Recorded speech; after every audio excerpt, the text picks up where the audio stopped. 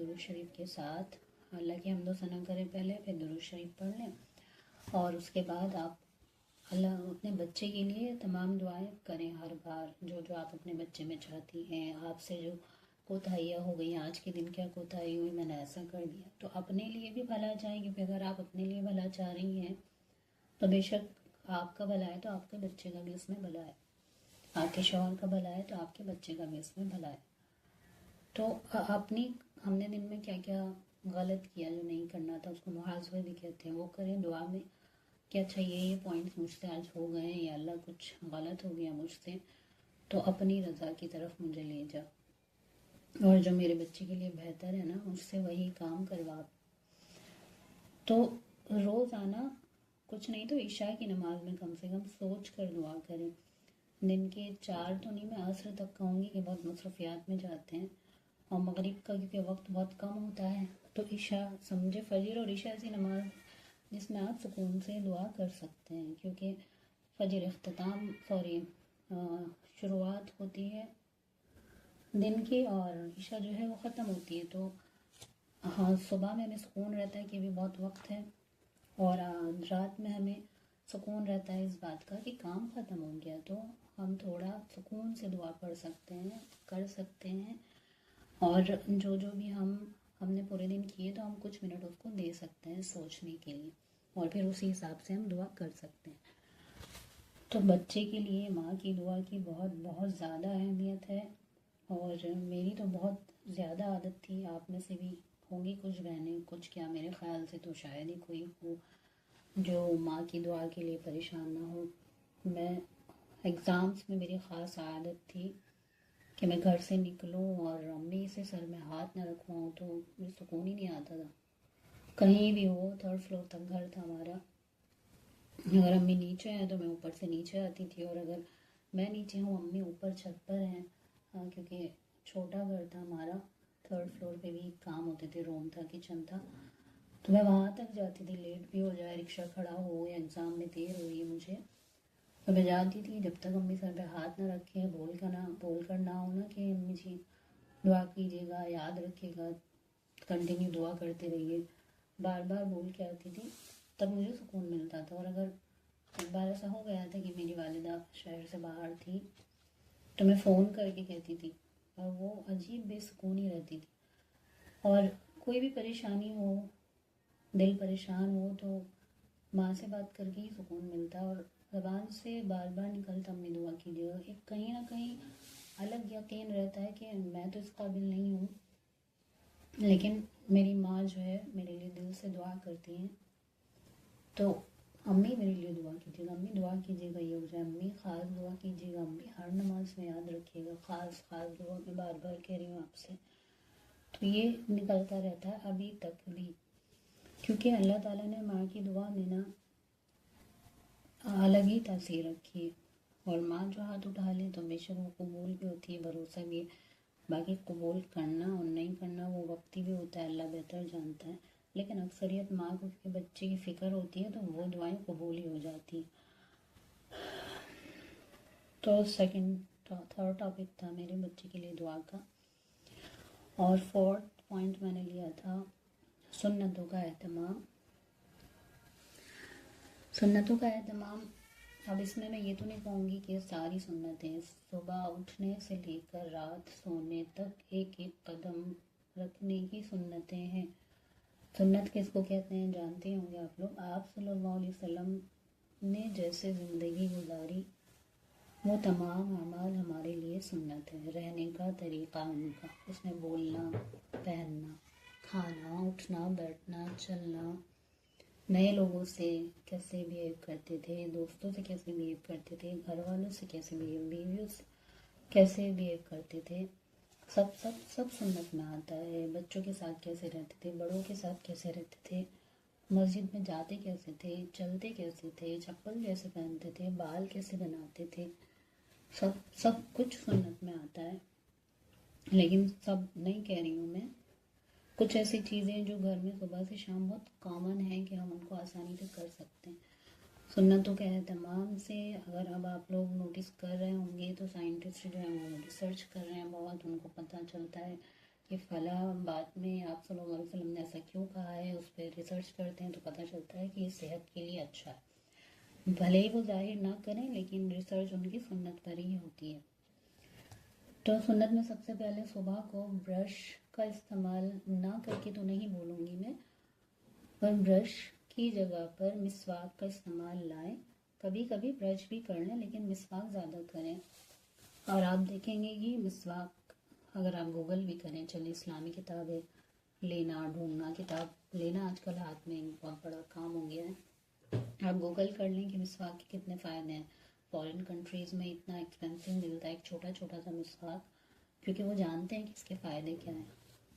मिसवाक करें ब्रश की जगह पर, सीधे हाथ से खाएं। खुद खैर हम बड़े हैं, हम तो सीधे हाथ से ही खाते होंगे, लेकिन आपका बच्चा आपके सामने जब आप काम में नहीं है, कुछ खा रहा है, उल्टे हाथ में ले रहा है, तो उल्टे हाथ में मत दें, उससे कहें नहीं सीधा वाला हाथ दो, वो वाला हाथ दो। वो खुद आगे नहीं कर रहा, उसको समझ में नहीं आ रहा, तो उसका हाथ पकड़ के आप थोड़ा आगे करें और कहें सीधे हाथ से, और धुलवाएं उसको।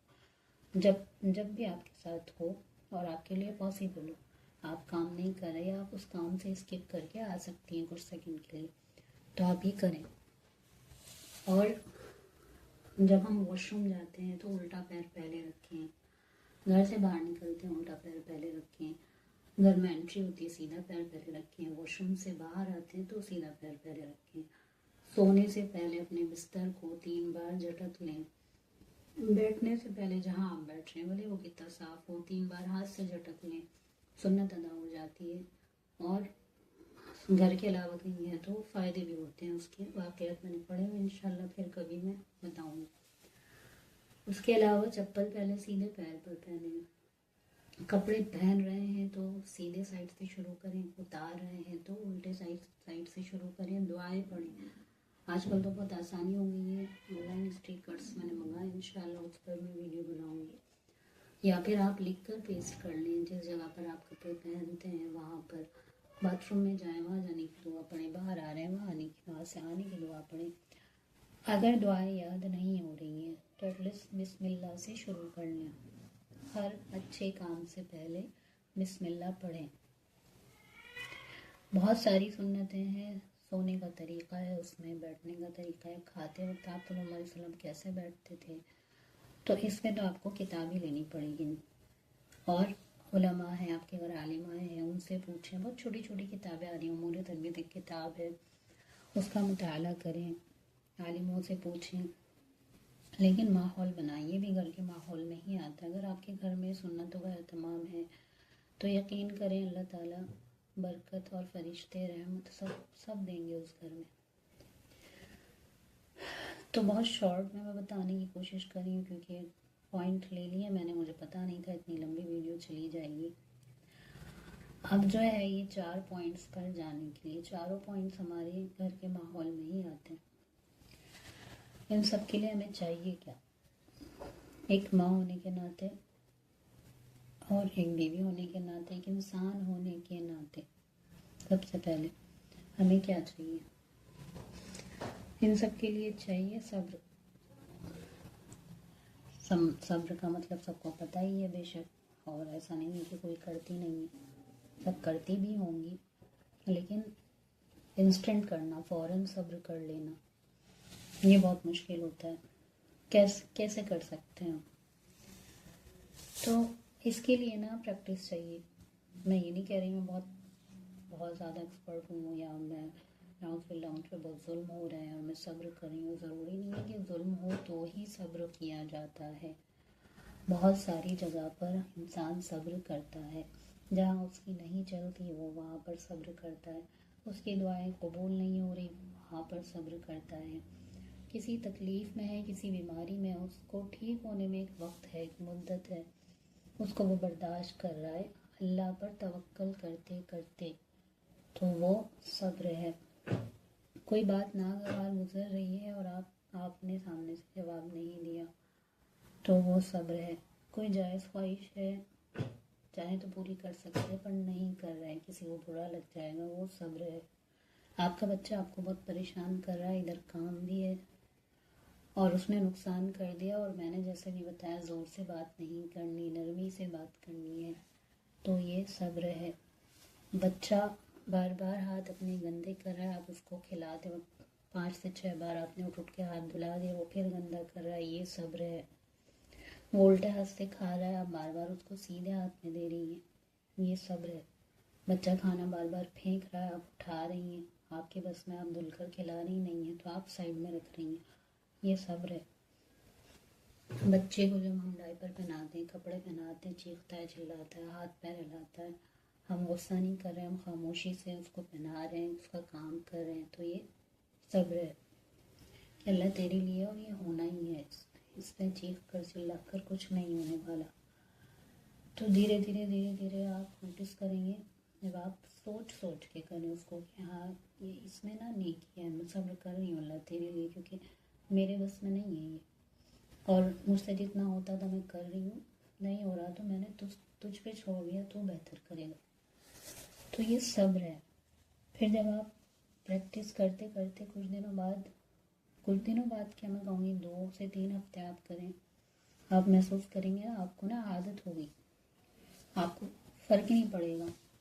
सबको लगेगा कि बहुत एटीट्यूड में आ गई है, बहुत जिद कर रही है, लेकिन ऐसा नहीं होता, वो ना उतर जाता है दिल में सब्र, असर होना, मतलब किसी भी चीज़ का असर होना ना बंद हो जाता है आप पे, तो ये सब्र होता है। और फिर धीरे धीरे पता नहीं क्यों बुरा लगना ख़त्म हो जाता है, आपको अच्छा लगने लगता है कि इसमें तो बहुत सुकून है, इसमें कोई टेंशन ही नहीं है।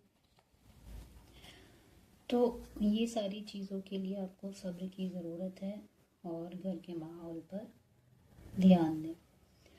आप लोगों के पास भी कोई टिप्स हैं तो मुझे ज़रूर बताएं कमेंट्स में, और मैं अपनी बात को यहीं ख़त्म कर रही हूँ। वीडियो बहुत लंबी हो गई है, मुझे पता नहीं था। इंशाल्लाह अगले एपिसोड में बात होगी। अपनी बहन के लिए दुआ करें, और इंशाल्लाह मैं भी आप सबके लिए दुआ करूँगी। मेरी बातें पसंद आती हैं तो चैनल को सब्सक्राइब कर दें, आगे शेयर करें, लाइक और कमेंट तो ज़रूर करें, मैं जानना चाहती हूँ। ऐसा नहीं कि बस फिजूल बकना नहीं चाहती मैं चाहती हूँ कि मेरे भी काम आए और आप लोगों की भी काम आए। ठीक है, टेक केयर, फ़ी अमानिल्लाह, अल्लाह हाफ़िज़, जज़ाकल्लाहु खैर।